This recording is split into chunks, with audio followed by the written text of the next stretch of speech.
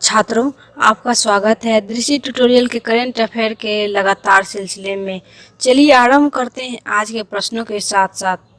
पहला प्रश्न है, लेखकों में से किसने द इकाब बॉग पुस्तक प्रकाशित की है? Option A Dan Brown, option B JK Rowling, option C George R Martin और ऑप्शन डी स्टेफनी मेयर। छात्रों, जेके राउलिंग ने अपनी नई पुस्तक द इकाब बॉग के पहले 5 अध्यायों को मुफ्त में जारी किया है। हैरी पॉटर पुस्तक श्रृंखला के लिए प्रसिद्ध लेखकों ने अपनी वेबसाइट पर इस खबर की घोषणा की है। जेके राउलिंग ने नवंबर 2020 में पुस्तक को प्रिंट बुक, ऑडियो बुक और ई बुक कॉमेंट के रूप में जारी करने की योजना बनाई है। प्रसिद्ध लेखक उन समूहों को रॉयल्टी का दान करेंगे जो कोविड-19 महामारी से प्रभावित हुए हैं। छात्रों, इस प्रकार इस प्रश्न का उत्तर ऑप्शन बी जेके राउलिंग होगा। चलते हैं अगले प्रश्न की ओर।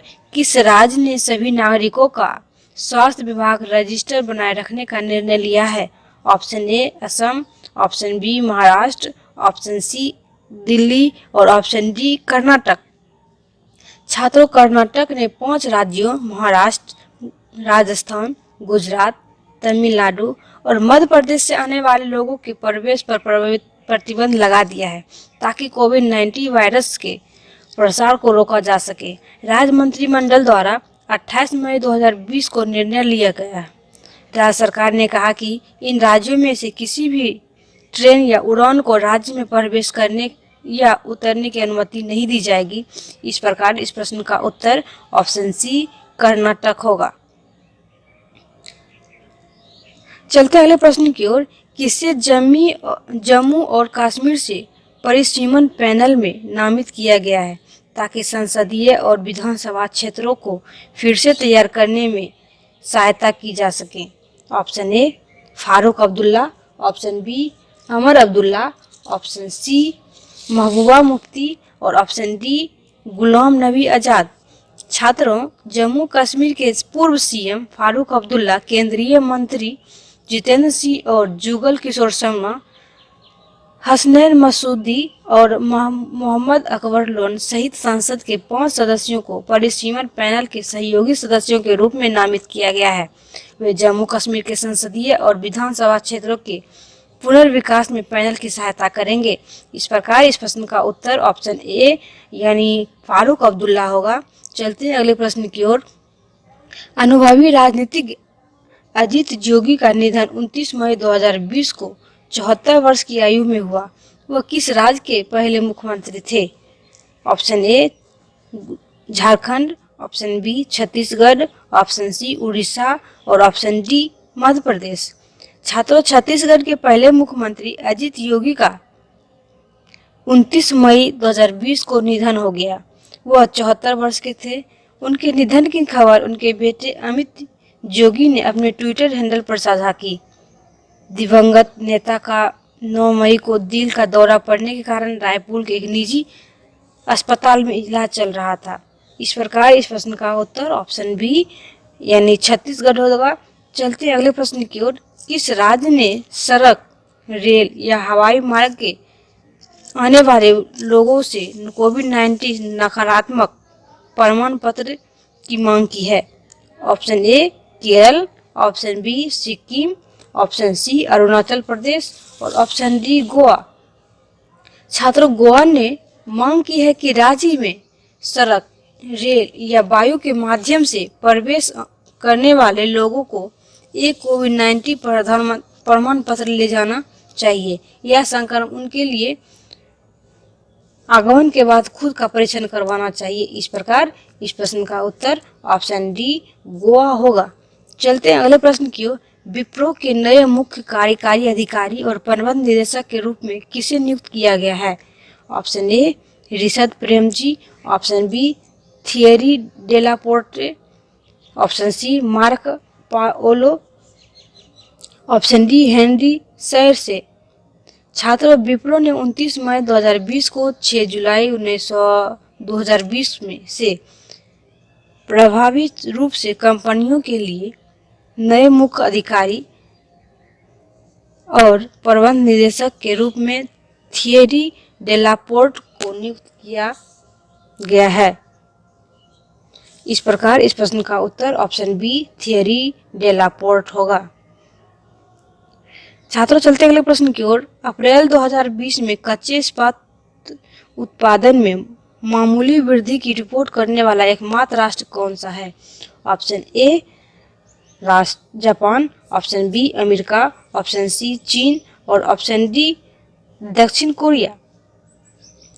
छात्रों, चीन दुनिया का सबसे बड़ा कच्चा इस्पात उत्पादक एकमात्र ऐसा देश है जिसने अप्रैल 2020 में कच्चे उत्पाद के उत्पादन में मामूली वृद्धि की सूचना दी थी।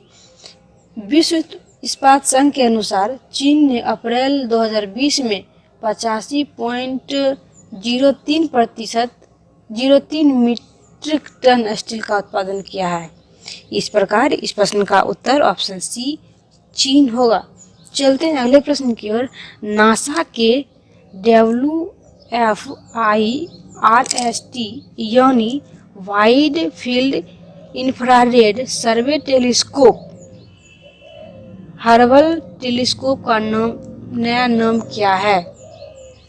Option A Nancy Grace Roman, option B James E Webb, option C Thomas O Paine, option D Richard H truly.